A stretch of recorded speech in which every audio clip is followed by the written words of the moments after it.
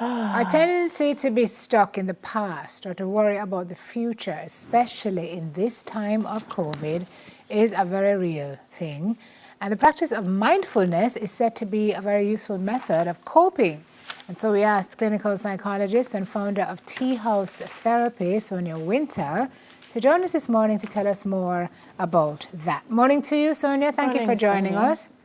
Hi, good morning, Delia. Morning, Simone. Good to have you. I hear this word being bandied about so much these days, and it's usually tied in with meditation. So people talk about mindfulness and meditation and how it can help, as most of us or a lot of us go through what is this unprecedented time of anxiety and stress and just, uncertainty. When we speak about mindfulness, Sonia, what are we actually talking about? Okay, so I want to just clarify something, please, Simone, that mindfulness is one form of meditation. There are a lot of different types of meditation, and mindfulness is one type. And mindfulness is the ability to pay attention to what's happening inside you in terms of your thoughts and your emotions, as well as what's happening around you, what's happening to the people around you, what's happening in your environment at the same time while it's happening, but very important to do so without judging it. That's the critical ingredient, being able to pay attention and to do so without judging it. Okay. Without judging the situation, without judging yourself, without judging what had. Okay. Exactly. Without finding fault with it, kind of accepting it as is, accepting yourself and accepting the situation. So now this sounds like it need a tutorial, because I mean, as easily as you put it, it's not an easy process. Well, Simone, it can be if you have the guidance that you need. Okay. Mindfulness is something that I do a lot with the clients that come to see me, because it's a very powerful tool. It actually has been shown to help change how your mind, your brain is actually structured, believe it or not. You know about plasticity of the brain now, and it really helps with problem solving a great deal, particularly when there's uncertainty. So if you have guide, and if you actually go to YouTube, there are lots of different applications and videos that can help you with mindfulness. It's a practice. It's a way of being. Sure, you can do it for a few moments a day, but once you start doing it, mindfulness almost becomes a way of being, where you're always connecting with yourself and you're always connecting with what's happening around you. Yes. With acceptance. Yes. And so we're hearing the two things: awareness and acceptance.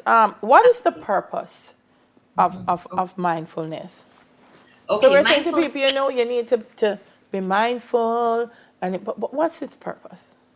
The real purpose of mindfulness is, number one, it does help you with problem solving, because it almost slows you down, first of all, so that you're able to respond to what's happening rather than react to what's happening around you and to you.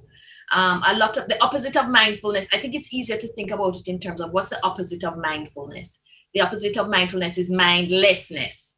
And it's when we're mindlessly doing things on autopilot, we're kind of just racing through the day, and in those situations, we are reacting to what's happening, not only inside us, like we're feeling anxiety inside us, we're reacting to it, rather than being able to use the information from the anxiety to respond in a deliberate and more effective way. That's the point of mindfulness, slowing you down, almost getting you off an escalator that can take you in a circle, round and round and round, and allowing you to really be in touch with as much information around you as possible, so that you can respond in the most effective way.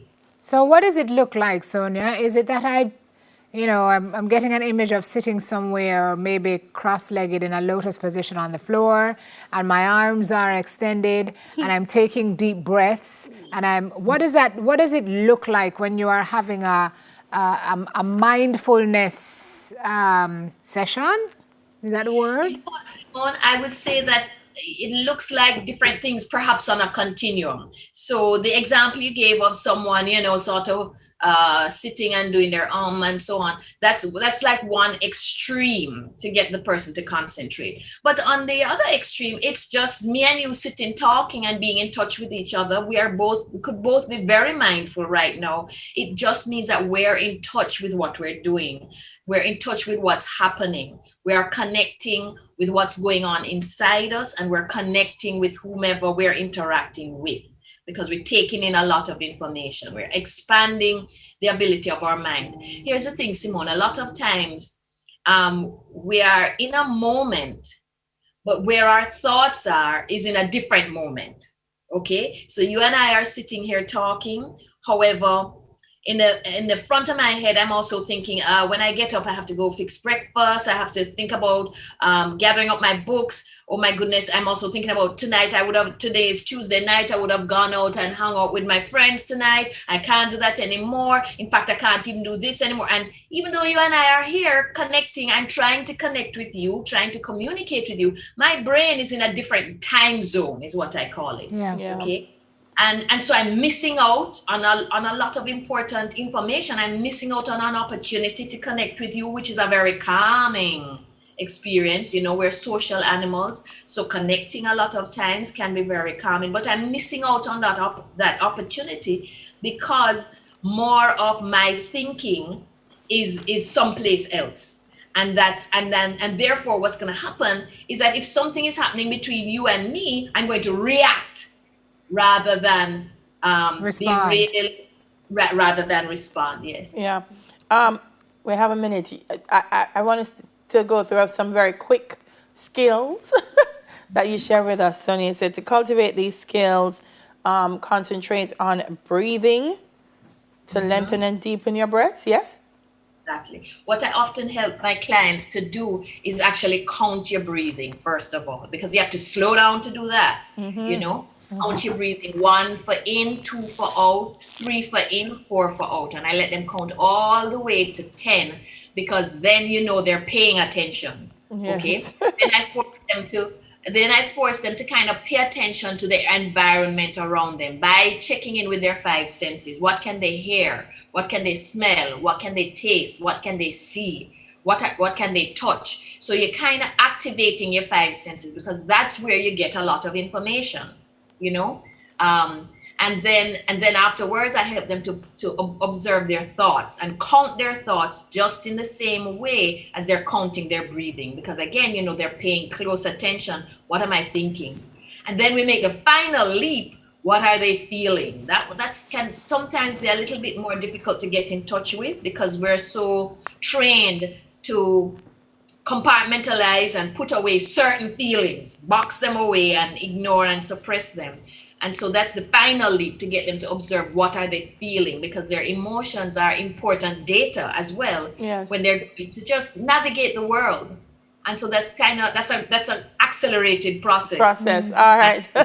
Thank you very much, Sonia. It was very helpful and something that we can practice in these anxious times. Trust me. That was clinical psychologist and founder of Tea House Therapy, Sonia Winter. Still to come, we take a cry for intervention off the shelf, but after the break, it's News in 5.